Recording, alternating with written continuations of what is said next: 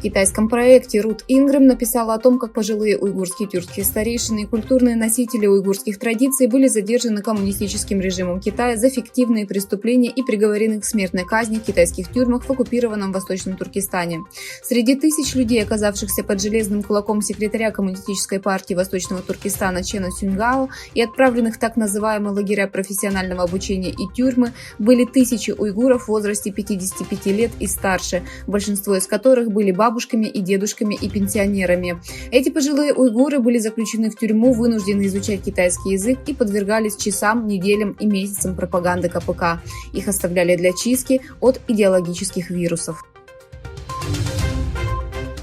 Брачное объявление для уйгурских девушек. В последние годы в социальных сетях появилась информация о том, что уйгурских девушек и женщин принуждают выходить замуж за китайцев в Восточном Туркестане, а также связанные с этим видеозаписи. Согласно последней информации, китайский режим в рамках систематического геноцида в Восточном Туркестане еще более ожесточил свою политику манкуртизации мусульманского народа, повсеместно увеличивая публичную рекламу, развешивая плакаты и транспаранты на стенах, чтобы побудить уйгурских турецких девушек выходить замуж за китайцев. Так, на видеозаписи показан рекламный щит так называемого Центра бракосочетания в Аксу.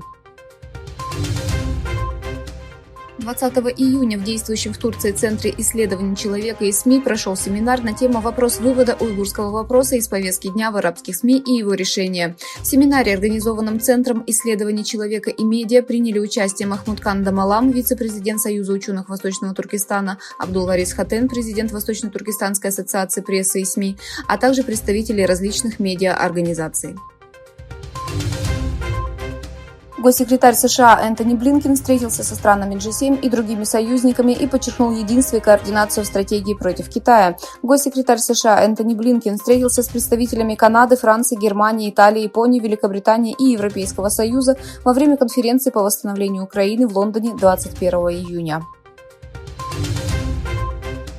Россия приняла решение ввести санкции в отношении 48 граждан Австралии, включая вице-премьера штата Виктория Хасинту Аллан, за поддержку русофобской антироссийской кампании Запада.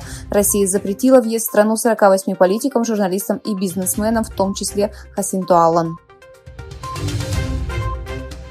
В совместном заявлении, обнародованном после встречи премьер-министра Индии Моди с президентом США Байденом, обсуждался ряд вопросов, таких как российско-украинская война, текущая ситуация в Индо-Тихоокеанском регионе и Афганистане. Администрация Байдена, которая хочет укрепить отношения между США и Индией, стремится предпринять решительные шаги против глобального влияния Китая, подписав ряд оборонных и торговых соглашений с Индией.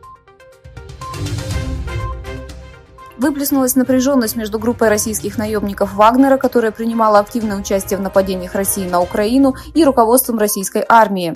Те, кто испортил жизни тысячам российских солдат и уничтожил наших людей, будут наказаны, заявил Евгений Пригожин, основатель российской группы наемников Вагнер, министру обороны России Сергею Шойгу и начальнику Генштаба России Валерию Герасимову. На изображениях, размещенных в социальных сетях, видно, что истребители Вагнера развернуты вокруг здания штаба Южного военного округа России с бронетехникой и танками.